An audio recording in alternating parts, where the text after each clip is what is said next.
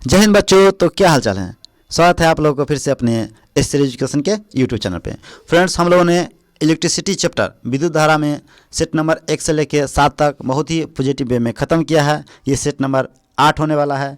तो हर दिन की भांति इस दिन भी आप लोग कॉपी कलम निकाल के बैठिए और 10 क्वेश्चन का प्रैक्टिस सेट होगा। कमेंट सेक्शन में ज़रूर बताइएगा कि आप लोग का स्कोर कितना हो रहा है। चलिए बिना किसी देरी के शुरू करते हैं। क्वेश्चन नंबर 71 ये है छत्तीसगढ़ पीसीएस में पूछा गया क्वेश्चन है। माइका है, क्या है माइका? ऊष्मा और विद्युत का कुचालक, ऊष्मा और विद्युत दोनों का चालक, ऊष्मा का कुचालक तथा विद्युत का चालक, ऊष्मा का चालक तथा विद्युत का कुचालक। अच्छा, पहले ये बताइए कि माइका आप लोग जानते हैं, माइका ना अवरक होता है, माइका अवरक होता है और इसको ना हीट और इलेक्ट्रिसिटी दोनों को बैड मटेरियल के रूप में यूज करते हैं। ये क्या करता है, हीट और इलेक्ट्रिसिटी को क्या करता है, रेसिस्ट करता है, प्रतिरोध करता है, विरोध करता है। एग्जाम्पल के समझे तो ये आपके जो घर में तावा होता है या कुकर होता है, उसका जो हैंडल होता है ना, बहुत अधिकांशतः इसी मटेरियल का बना होता है। एक बैकेलाइट भी आता है, सिंथेटिक मटेरियल होता है, और माइका का भी प्रयोग होता है। और एक और एग्जाम्पल दिखाते हैं। जो ट्रांसफार्मर होता है उससे क्या होता है, इलेक्ट्रिसिटी जो आपके घर में आ रहा होता है, तो ट्रांसफार्मर पर आप देखिएगा ना कि क्रीम कलर का गोला गोला इंसुलेटर लगा होता है। उस पर क्या होता है, लाइव वायर होता है। जो इंसुलेटर का जो मटेरियल होता है ना, वो माइका का ही बना होता है। और एक बात और कि माइका ना उत्पादन में भारत दुनिया के सबसे अग्रणी राज्य में आते हैं, और भारत में सबसे ज़्यादा माइका का जो उत्पादन होता है बिहार और झारखंड में आता है। तो क्या ये आप इससे पहले आपको पता था? तो इसका ऑप्शन क्या हो जाएगा, ए हो जाएगा, ऊष्मा और विद्युत का कुचालक हो जाएगा। चलिए अगला क्वेश्चन है, जलते हुए बल्ब के तंतु का टेम्परेचर कितना होता है? जो ग्लोइंग बल्ब होता है, इलेक्ट्रिक बल्ब होता है, उसका जो फिलामेंट होता है, जिसमें क्या होता है, फिलामेंट टंगस्टन होता है। तो टंगस्टन का जो टेम्परेचर होता है जब वो जल रहा होता है तो कितना होता है? तो सर जी 2000 से 2500 डिग्री सेल्सियस के बीच में होता है। एक्चुअली टेम्परेचर टंगस्टन का ना 3500 डिग्री सेल्सियस तक क्षमता है, लिमिट है। उसके बाद क्या हो जाएगा, वो मेल्ट हो जाएगा, बर्न कर जाएगा। लेकिन according to questions your answer will be C, 2000 से 2500 डिग्री सेल्सियस। चलिए आगे क्वेश्चंस देखिए। हमारा मेहनत आपको अच्छा लग रहा हो तो मैं आपसे कुछ नहीं मांग रहा हूँ, लाइक कीजिए, सब्सक्राइब कीजिए और शेयर कीजिए। ये नया चैनल है तो आपको ग्रोथ करना आपका रिस्पॉन्सिबिलिटी बन जाता है, और मुझे भी मोटिवेशन होता है जब इस तरह के आप लोग अच्छे कमेंट करते हो, लाइक करते हो और शेयर करते हो। तो चलिए अगला देखते हैं क्वेश्चंस। एम्पियर क्या मापने की इकाई हैं? तो ये छत्तीसगढ़ पीसीएस एग्जाम में पूछा गया कि एम्पियर क्या मापने की इकाई है। आप लोग बहुत अच्छा से 9th 10th में ही पढ़े होंगे और 12th में ही पढ़ रहे होंगे, और कंपटीशन में ज़रूर इस तरह के क्वेश्चंस आप लोग देखे होंगे कि एम्पियर क्या मापने के। तो वोल्टेज नापता है वोल्ट मीटर, विद्युत धारा नापता है कौन, एम्पियर। विद्युत धारा का ऐसा मात्रा क्या होता है, एम्पियर होता है। और प्रतिरोध रेजिस्टेंस इसको कौन नापता है, ओम मीटर में नापते हैं। इसका वैसा मात्रा क्या होता है, ओम होता है। इसको प्रतिरोध को हम मेगर द्वारा भी नापते हैं। पावर को वाट कहते हैं, और ये क्या है, विद्युत शक्ति का ऐसा मात्रक वाट है। एक कृत्रिम उपग्रह में विद्युत ऊर्जा का स्रोत है। जो आर्टिफिशियल क्या है, सैटेलाइट है, जिसको हम लोग क्या करते हैं, धरती से रॉकेट के थ्रू लॉन्च करते हैं। तो उसमें जो इलेक्ट्रिसिटी है, उसको भी रिक्वायरमेंट होता है इलेक्ट्रिसिटी का। तो उसका जो रिक्वायरमेंट है वो कौन फुलफिल करता है? क्या हम लोग बैटरी भेजते हैं?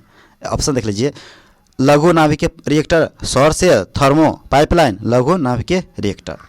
तो कुछ भी नहीं भेजते हैं, उसमें सोलर के एनर्जी होता है। सोलर के एनर्जी क्या करते हैं हम लोग, यूज करते हैं। तो सोलर सेल हो जाएगा, सौर सेल हो जाएगा। सूरज की रोशनी का प्रयोग करते हैं। केमिकल बैटरी कैसे भेजेंगे, केमिकल एनर्जी कैसे भेजेंगे, कितना दिन तक चलेगा? जो उपग्रह होते हैं हज़ारों सालों से चल रहा होता है, 100 साल 200 साल इसका क्या होता है, कैपेसिटी होता है, अंतरिक्ष में रहता है। तो ये क्या करता है, अच्छा हम सौर सेल के अलावा दूसरा कोई एनर्जी हम फ्यूल सिस्टम उसमें लगाया तो क्या हो जाएगा, काफ़ी कॉस्टली हो जाएगा। कौन चाहेगा कि अपना हानि पहुंचाए? ये देखिए MPPS Madhya Pradesh public service commission में पूछा गया क्वेश्चन है। इसका आंसर क्या हो जाएगा, बी। आगे देखिए, विद्युत ऊर्जा को यांत्रिक ऊर्जा में बदलने की युक्ति है। जो इलेक्ट्रिक एनर्जी है उससे मैकेनिकल एनर्जी में कन्वर्ट करता है कौन? डायनामो, ट्रांसफार्मर, विद्युत मोटर और इंडक्टर। क्या करता है? Uttar Pradesh public service commission में पूछा गया क्वेश्चन है। तो विद्युत ऊर्जा को यांत्रिक ऊर्जा में कौन बदलता है? मोटर। मोटर के एग्जांपल आपका पंखा में देते हैं हम लोग इलेक्ट्रिसिटी, वो हमको देता है हवा। तो जो चलता है ना उसी को हम बोलते हैं यांत्रिक ऊर्जा और मैकेनिकल एनर्जी। इसके जस्ट उल्टा क्या हो जाएगा? डायनामो हम लोग क्या देते हैं? मैकेनिकल एनर्जी देते हैं। कहाँ से देते हैं सर जी? हाइड्रो इलेक्ट्रिक पावर प्लांट में और थर्मल पावर प्लांट में हम क्या करते हैं? वाटर के और प्रेशर देते हैं, जिससे ब्लेड क्या करता है? मूव करता है। मतलब हम लोग देते हैं कौन सा? इनपुट के रूप में मैकेनिकल एनर्जी, यांत्रिक ऊर्जा देते हैं, और वो हमको जनरेट के क्या देता है? इलेक्ट्रिक एनर्जी, करंट ऊर्जा। ठीक है, तो आंसर हो जाएगा इसका सी। रासायनिक ऊर्जा का विद्युत ऊर्जा में रूपांतरण निम्नवत होता है। रासायनिक ऊर्जा केमिकल एनर्जी को हम क्या करते हैं? इलेक्ट्रिक एनर्जी में कन्वर्ट किस विधि द्वारा करते हैं? कौन सा मेथड द्वारा होता है? देखिए, एक तरफ होता है इक्विपमेंट्स, डिवाइस, एक तरफ होता है प्रोसेस। तो जैसे मोटर से क्या करते हैं? विद्युत ऊर्जा से मैकेनिकल एनर्जी, और डायनामो से क्या करते हैं? मैकेनिकल एनर्जी से इलेक्ट्रिकल एनर्जी। उसी तरह कह रहा है कि इसमें रासायनिक ऊर्जा का विद्युत ऊर्जा में रूपांतरण निम्न में से किसके द्वारा होता है? तो ये प्रक्रिया है इलेक्ट्रोलाइसिस का। अच्छा, इलेक्ट्रोलाइसिस जो प्रक्रिया होता है वो होता कहाँ पे है? तो बैटरी में होता है। जो लिक्विड बैटरी होता है या ड्राई सेल होता है उसमें होता है। H2SO सल्फ्यूरिक अम्ल भरा रहता है ना उसमें, बैटरी के पानी में। बताइए, बैटरी के जो पानी होता है ये क्या होता है? एसिडिक होता है कि बेस होता है? क्षारीय होता है कि अम्लीय होता है? कमेंट सेक्शन में इसे करते रहिए ना, तब पता चलेगा, मेरा भी कॉन्फिडेंस बिल्डअप होगा कि हाँ आप लोग भी पढ़ रहे हैं, थोड़ा नॉलेज भी है। ठीक है। एकीकृत परिपथ में प्रयुक्त अर्धचालक चिप निम्न में से कौन बनी होती हैं? तो आप लोग जानते हैं कि अर्धचालक सेमीकंडक्टर कहते हैं, और मेमोरी बनाने के लिए जिसे चिप कहते हैं, उसमें ना हम लोग किसका प्रयोग करते हैं? सिलिकॉन का प्रयोग करते हैं। देखिए, जर्मेनियम भी है, सिलिकॉन भी है, बिस्मथ भी है, ये सब क्या है? सेमीकंडक्टर है। लेकिन मेमोरी बनाने के लिए आपको सिलिकॉन यूज करते हैं। अब बताइए कि दुनिया का सिलिकॉन वैली कहाँ पे है और भारत के सिलिकॉन वैली कहाँ पे है? सुने हैं ना? जिस देश में सिलिकॉन का उत्पादन होता है वो देश बहुत ही क्या होता है? रिच होता है। अमेरिका का शायद कैलिफोर्निया में है और भारत का है बेंगलुरु में सिलिकॉन घाटी, और अपना दिल्ली में एक बन रहा है नोएडा में। अगला क्वेश्चन देख लीजिए कि प्रत्यावर्ती धारा को दिश धारा में परिवर्तन करने वाले युक्ति को कहते हैं। एसी करंट को डायरेक्ट करंट में कन्वर्ट करने वाला जो डिवाइस है उसका नाम क्या है? इन्वर्टर है, रेक्टिफायर है, ट्रांसफार्मर है, ट्रांसमीटर है? तो क्या है? रेक्टिफायर है। क्या करता है ये?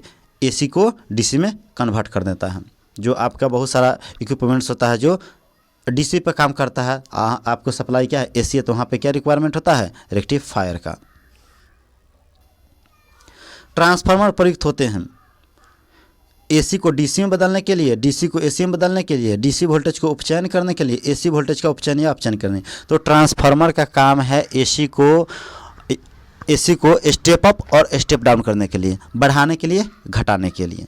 आंसर हो जाएगा आपका D. Transformer never work as on DC current. Transformer DC current पर वर्क नहीं करता है। ट्रांसफार्मर को यदि डीसी करंट देते हैं तो वो जल जाएगा। ट्रांसफार्मर में ये बात है। ठीक है, क्या व्याख्या भी देख लीजिए इसका। चलिए, और लास्ट क्वेश्चन, प्रतिदीप्त नली में सर्वाधिक समानतः प्रयोग होने वाली जो वस्तु हैं, जो ट्यूबलाइट होता है ना उसमें क्या है? प्रयुक्त होने वाली जो वस्तु है क्या होता है? तो पारा, वाष्प तथा आर्गन होता है। क्यों होता है? ताकि ये जो आपका वेपराइज ना हो, मतलब ऑक्सीकृत होकर गल ना जाए, इसलिए हम क्या यूज करते हैं? पारा और आर्गन। थोड़ा वीडियो लंबा हो रहा है लेकिन एक सेकंड में बताता हूँ कि पारा ना धातु होते हैं और अपवाद है। धातु होते हुए नरम भी होता है और चमकदार होता है। साथ ही साथ सबसे बड़ा अपवाद यह है कि धातु होते हुए द्रव अवस्था में रहता है। ठीक है, और ब्रोमीन अधातु होते हुए भी कमरा के टेम्परेचर पर, at the room temperature, liquid रूप में रहता है। तो ये है कंसेप्ट। ठीक है, तो वीडियो कैसा लग रहा हो आपको, स्कोर कितना आ रहा हो ज़रूर कमेंट सेक्शन में बताइए। मिलते हैं अगले वीडियो में। जय हिंद। पढ़ते रहिए, मस्त रहिए, हंसते रहिए, मुस्कुराते रहिए।